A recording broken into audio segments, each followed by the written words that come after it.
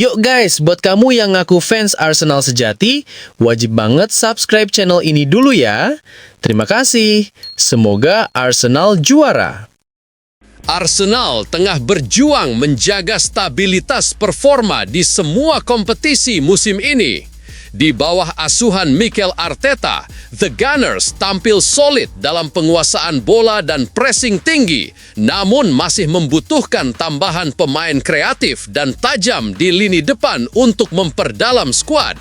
Nama Can Uzun, wonderkid asal Turki yang kini bersinar bersama Eintracht Frankfurt, menjadi opsi menarik yang layak dipertimbangkan. Musim ini, Can Uzun tampil gemilang di Bundesliga. Dalam 8 pertandingan, ia sudah menorehkan 6 gol dan 2 assist, menjadikannya salah satu pemain muda paling produktif di Eropa. Ia juga mencatat rata-rata 2,3 tembakan per laga dengan akurasi 58%, angka yang menunjukkan efisiensi tinggi untuk pemain seusianya. Selain mencetak gol, Uzun punya kemampuan membangun serangan, 1,6 umpan kunci per pertandingan, dan sukses dribble 60%, menandakan kreativitas dan kepercayaan dirinya di area berbahaya. Gaya bermain Uzun yang lincah dan berani menembus kotak penalti lawan akan sangat cocok dengan filosofi Arteta. Ia bisa beroperasi sebagai gelandang serang maupun penyerang kedua, memberi fleksibilitas tambahan dalam skema taktik Arsenal. Kombinasi teknik halus, visi permainan, serta naluri mencetak gol membuatnya mampu menjadi pembeda di laga-laga sulit. Selain kontribusi statistik, Can Uzun masih berusia 19 tahun, usia emas untuk dibentuk menjadi pemain top. Arteta dikenal piawai mengembangkan talenta muda, dan dengan lingkungan kompetitif di London, Uzun bisa berkembang pesat. Bagi Arsenal yang menargetkan gelar besar musim ini, merekrut Can Uzun bukan sekadar investasi masa depan, tapi langkah cerdas untuk memperkuat kedalaman skuad di momen krusial perburuan trofi. Arsenal dikabarkan mulai melakukan pendekatan serius untuk merekrut Kenan Yildiz, penyerang muda Juventus yang sedang naik daun dan kini menjadi incaran banyak klub besar Eropa.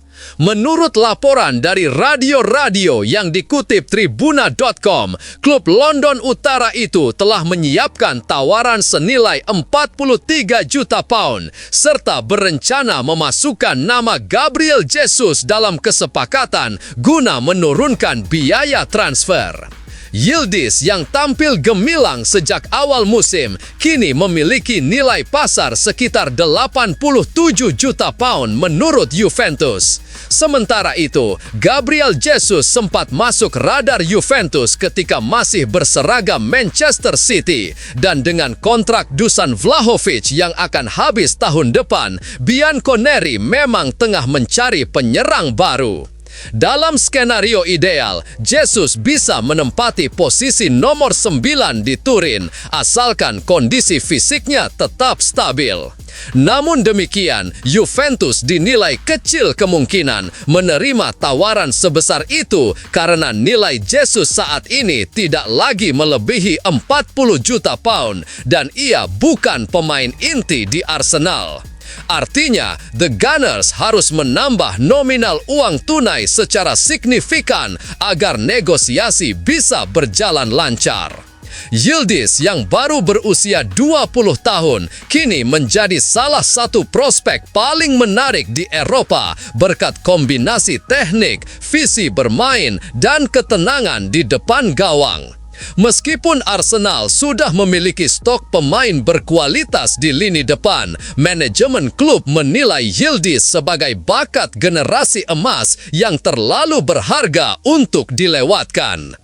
Selain Arsenal, Chelsea juga disebut tertarik memboyong sang pemain muda asal Turki itu, membuat persaingan semakin ketat.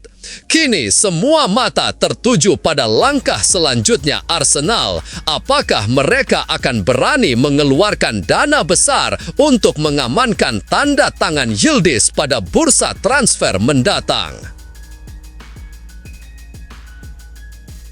Belgia kembali ke jalur kemenangan usai menundukkan Wales 4-2 dalam laga kualifikasi Piala Dunia.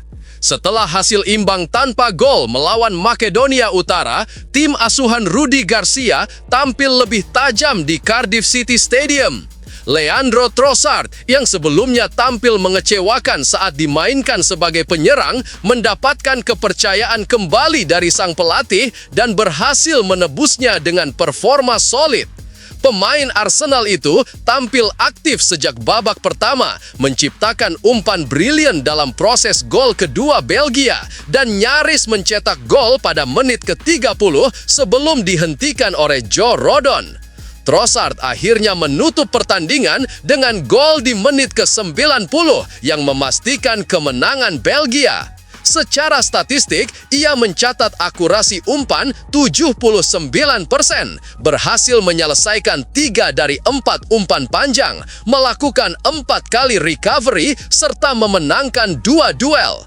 Media Belgia, HLN, menilai penampilannya layak mendapat rating 7/10, menyebut tidak ada yang bisa dikritik dari kontribusinya kali ini.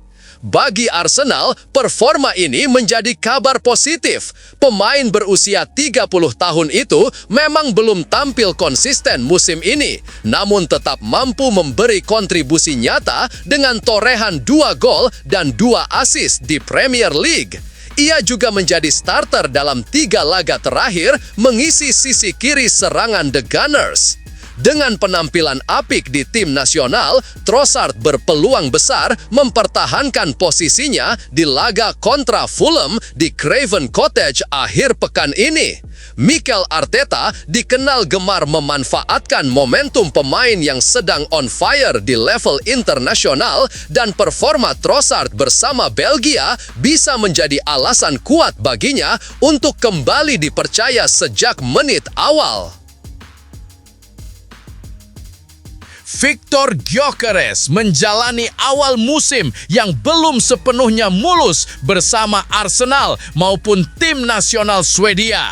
Penyerang yang direkrut dari Sporting CP ini baru mencetak 3 gol di Premier League, namun kontribusinya dalam membangun serangan dan pergerakan tanpa bola tetap mendapat apresiasi dari Mikel Arteta. Meski demikian, performa Gyökeres di level internasional justru menuai sorotan tajam. Dalam ajang kualifikasi Piala Dunia, Swedia terpuruk dengan hanya mengoleksi 1 poin dari 4 laga terakhir dan tertinggal jauh dari zona playoff. Kekalahan 0-1 dari Kosovo memperlihatkan betapa tumpulnya lini depan mereka meski memiliki duet Viktor Gyökeres dan Alexander Isak. Media Swedia pun melancarkan kritik keras terhadap sang penyerang Arsenal. Fotbollskanalen menyoroti kesulitannya untuk memaksimalkan potensi di depan gawang, sementara Svenska Fans hanya memberinya nilai 1 dari 5, menyebut kontrol bolanya menurun dan kehilangan kecepatan dalam mengatasi lawan. Performa yang belum stabil ini diyakini berkaitan dengan adaptasi cepat di Inggris. Cederanya Kai Havertz membuat Gyökeres langsung dipercaya menjadi ujung tombak sejak awal musim tanpa waktu banyak untuk beradaptasi dengan ritme Premier League. Arsenal berharap bahwa seiring kembalinya Havertz, tekanan untuk menjadi pencetak gol utama akan berkurang sehingga Gyökeres bisa bermain lebih lepas. Kehadiran persaingan sehat di lini depan diharapkan membantu meningkatkan ketajamannya. Kombinasi antara pengalaman Havertz dan energi Gyökeres bisa menjadi faktor penting dalam menjaga keseimbangan serangan Arsenal ke depan. Dengan waktu dan kepercayaan yang cukup, pemain asal Swedia itu diyakini mampu menemukan kembali sentuhan terbaiknya, baik di London maupun bersama tim nasional.